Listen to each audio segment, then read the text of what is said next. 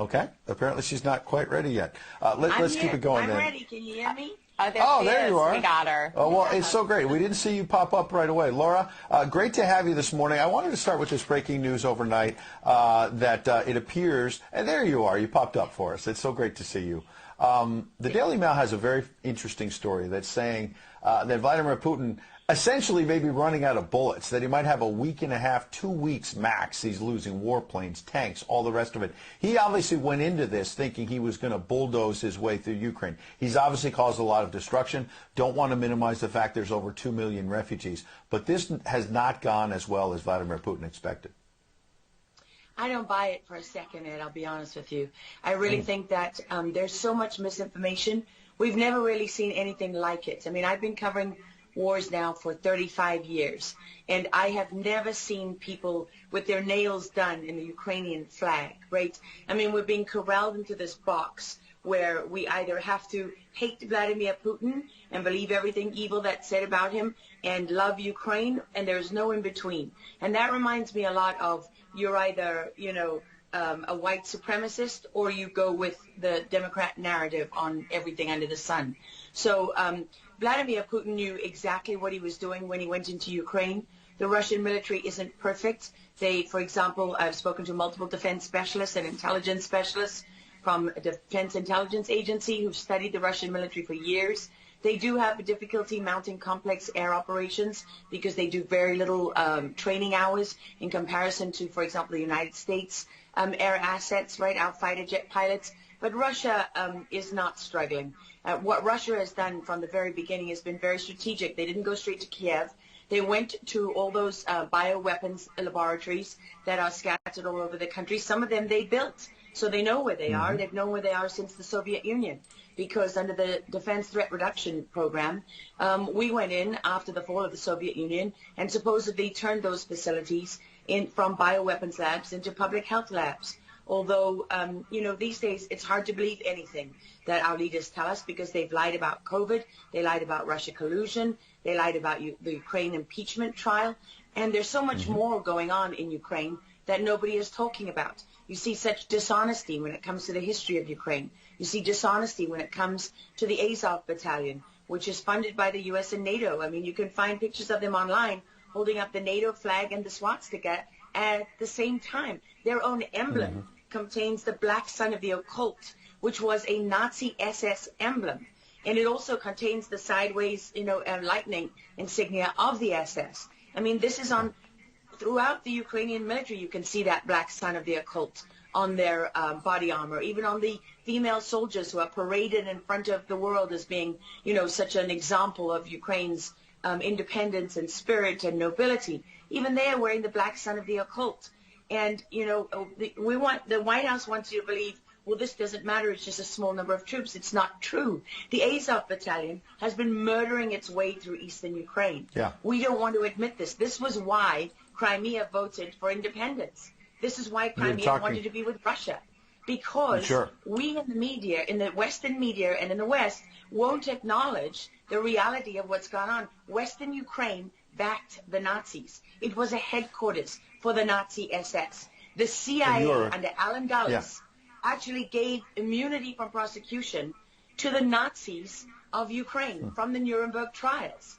So there's a long history of the United States and our intelligence agencies funding and arming Nazis in Ukraine. These are not like new neo-Nazi groups that sprung up. These are the actual Nazis from the Second World War, who, if you go back to the Nuremberg trials, said that they were planning for a 1,000-year Reich. And so you have to really wonder as you look at this, when you know that the CIA sponsored the color revolution in Ukraine in 2013 and 14, that they selected Ukraine's leaders, go to Victoria Nuland's leaked phone conversation where she and the U.S. ambassador are deciding who can lead Ukraine. I mean, there's as much interference here as you could possibly imagine before you even get to Hunter Biden, Nancy Pelosi, John Kerry, and Mitt Romney, and all of their children who are employed, who earn millions from Ukrainian gas companies. Yeah, you are pointing, pardon me, to a real credibility crisis for our leaders. I want to let Karen Turk jump in. Yeah, I wanted to bring up the fact that President Zelensky is Jewish, and I don't know exactly how this factors in, but there's some very interesting points in what you're saying. And looking at this, you could think it's political theatrics. You made a very good point at the beginning that you think that Putin is in control. And I actually want to play something that Jen Psaki said, because it seems that the White House is actually echoing that sentiment. Watch this. Well, the end game is really a question for President Putin. We have completely crushed his economy. We have provided military assistance, humanitarian assistance to the Ukrainians, enabling them to fight back for far longer than the Russian leadership anticipated. And again, he has to determine what the path forward looks like for him. Thanks, everyone. He's determining what this looks like, and I think that's a lot of what you said, Laura. I'd love to get your thoughts on that, what you just watched. What troubles me about the moment that we're in is that we have such a selective and a narrow reading of history. President Zelensky may be Jewish, but he's not the only one in this who suffered during the Second World War, whose ancestors suffered, right? I mean, look at Putin. How many relatives did he lose in the siege of St. Petersburg? People don't know their history. They don't know what made Vladimir Putin. And I'm not I'm not defending him. I don't need to defend Vladimir Putin. My job as a journalist is to try to understand what is the truth here. I don't like being lied to.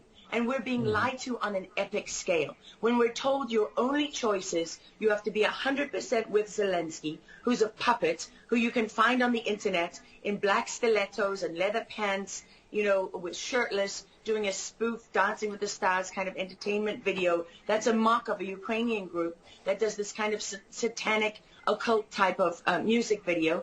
And I mean, Zelensky was selected like so many of our leaders. And honestly, with big tech and with election fraud these days, we don't know how many leaders all around the world have been selected for us and weren't actually voted in. But what we do know is that there are increasing problems with technology and the digitization of our world. Because look at what's happening with COVID. Look at what has happened globally. We are fighting the same battles all over the world. To pretend that this war is about Russia and Ukraine is just a barefaced lie. If Putin has been warning for 15 years that he is not going to stand by while the globalists take over the world, build bioweapons facilities and whatever else they're doing in Ukraine, Ukrainian oligarchs. Ukraine has been a center of money laundering for, many of the leaders in this country. For how long? Billions of US dollars have been laundered through Ukraine, and we say nothing about it. These are our tax dollars. I mean, before the impeachment trial, had you ever heard of anyone in the United States, us bringing in foreign governments to the White House for anti-corruption training?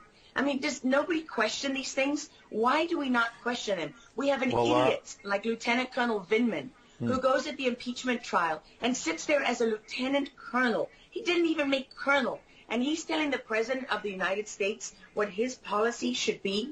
You have a traitor in the form of Maria Yovanovitch, who was Obama's ambassador, who's telling Ukrainian government officials, don't listen to the will of the American people. Don't listen to the election results. We are the true leaders of America. I mean, and then people object when the woman isn't even fired. She's given a cushy job for life at Georgetown University at the expense of the U.S. taxpayer. And we're told that the President of the United States cannot say to his foreign counterparts, that we want you to look into something. But Joe Biden, he can withhold as much aid as he wants to. I mean, there's so much hypocrisy and dishonesty here, and Ukraine is at the center of it all. Go back to Russia collusion. Go to Alexandra Chalupa. Go to Eric Karamella, the whistleblower who went to work for Adam Schiff, who wasn't really a whistleblower, and all those corrupt people in the deep state. And you know what? The deep state isn't a theory. It's not a conspiracy theory. It's an actual deep state. Look up the SES, the Senior Executive Service, because when that bureaucracy was ushered into law in the United States of America, that's when we got a bunch of unelected bureaucrats pulling the strings behind the scenes. And these are the people that keep lying to us. Absolutely. And pardon me, we've got a live chat where we're streaming on Getter, for example, and I'm watching it as you're talking. People are talking about how you're dropping truth bombs and you're a real journalist. And I know that, having worked alongside you for many, many years when you're at CBS and many other places, and maybe they didn't want to hear the truth, but you're dropping those truth bombs now. Unfortunately, we've got to hit a break right now. We'd love to have you back in the days ahead. We'd love having you on. Lara Logan, thanks for joining us on Real America's Voice. Thank you so much. All right. Well, we'll certainly have her back.